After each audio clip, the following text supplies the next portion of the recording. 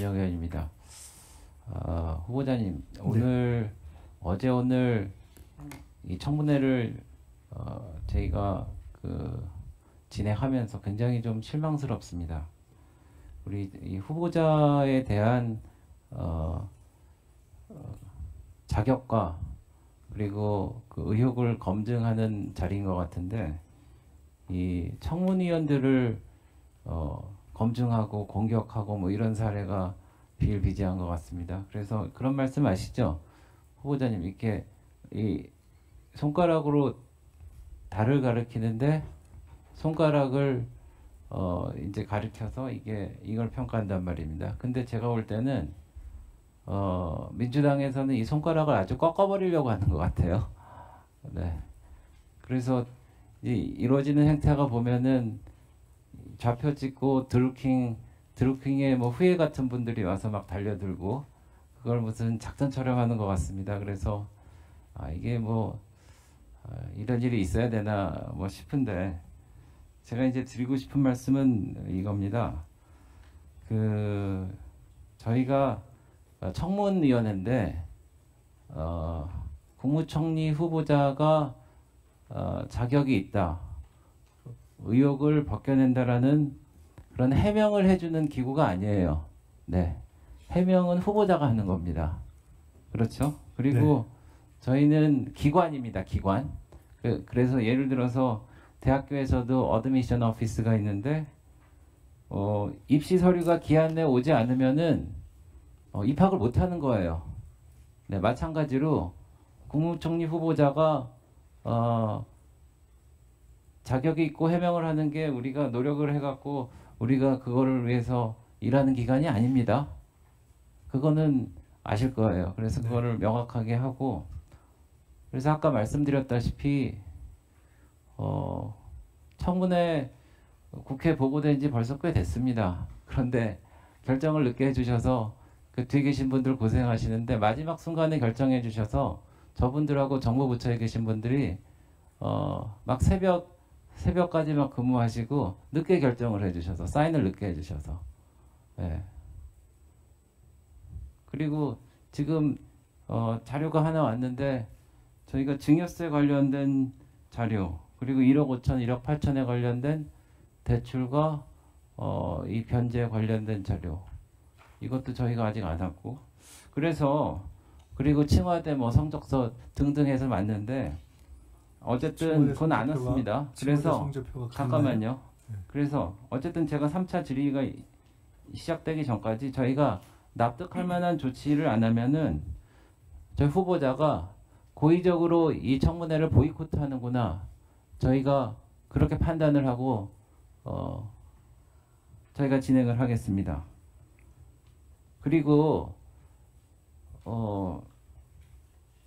원천불명소득 과세원칙이라는 말씀 들어보셨어요 혹시? 원천불명소득 과세원칙 아십니까? 설명해 주시면 좋겠습니다. 예.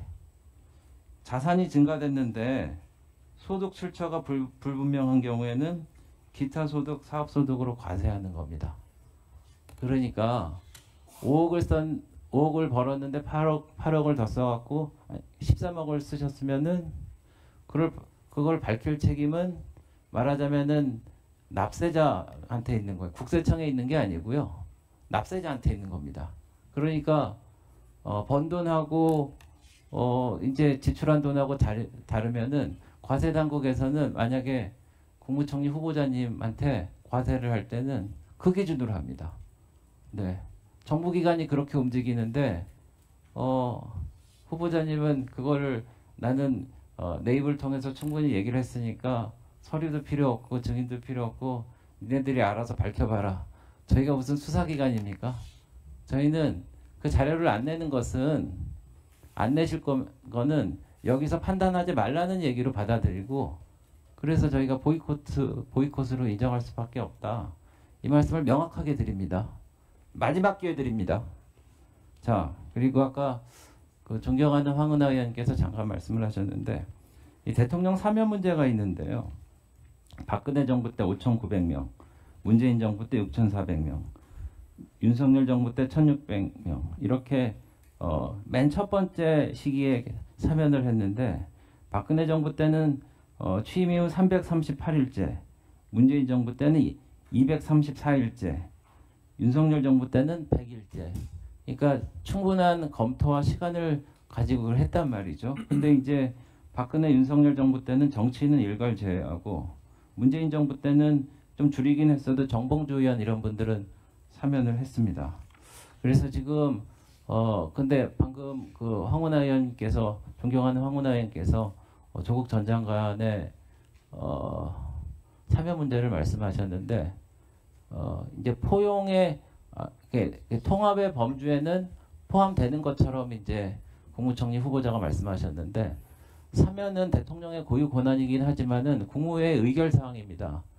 국무총리 후보자가 이제 만약에 국무총리가 되면 부의장이 될 텐데 의견을 낼 수 있어요. 그래서 그거에 대해서 제가 어떻게 생각하시는지 좀 궁금하고요. 또 이런 분이 계십니다.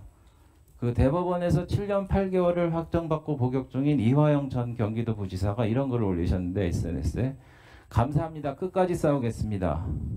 모든 민주시민들과 소중한 자산이자 함께 살아가는 이웃입니다. 시민들이 함께 연대하며 직접 사면 복권을 관철해냅시다.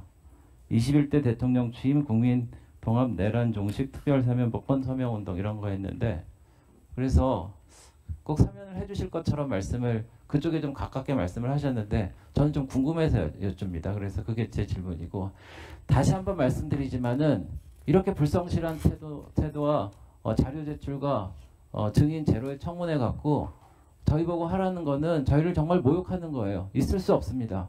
그래서 저희가 이제 2차 질문을 마치고 저희가 회의를 할 텐데 자료를 다 내십시오. 네.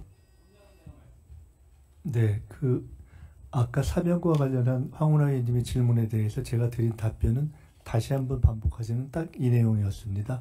사건별로 어떤 사건은 억울하고 부당하니 사면 복권되어야 한다라는 접근법은 저로서는 개별 사건에 대해서 다 확인되지 않았으니 잘 뭐라고 답하기 어렵다. 두 번째로 그렇지 않다면 어떤 사면을 한 경우에는 가상해서 볼 때 국민통합이라는 접근법이 있지 않을까라고 생각된다. 세 번째로 그러나 어떤 경우에든 제가 보는 국민의 어떤 민심은 이번 내란과 관련된 부분, 그 핵심과 관련된 부분에 대한 사면 내지는 어떤 법적 처단을 유예되면 안 된다는 국민의 판단이 있을 것 같다. 이렇게 세 가지를 말씀드린 것이고요. 그리고 특정 개인에 대해서는 저는 어떤 경우에 대해서도 가상에서 대통령의 사면권이 행사되지 않았기 때문에 제가 국무위원으로 들어갈지 아닐지도 안 정해져 있는 상황에서 제가 어떤 입장을 그때 표명할 것이다라고 말씀드리는 것은 가정법으로 사용하는 것은 맞지 않는다 이렇게 말씀드렸습니다. 그리고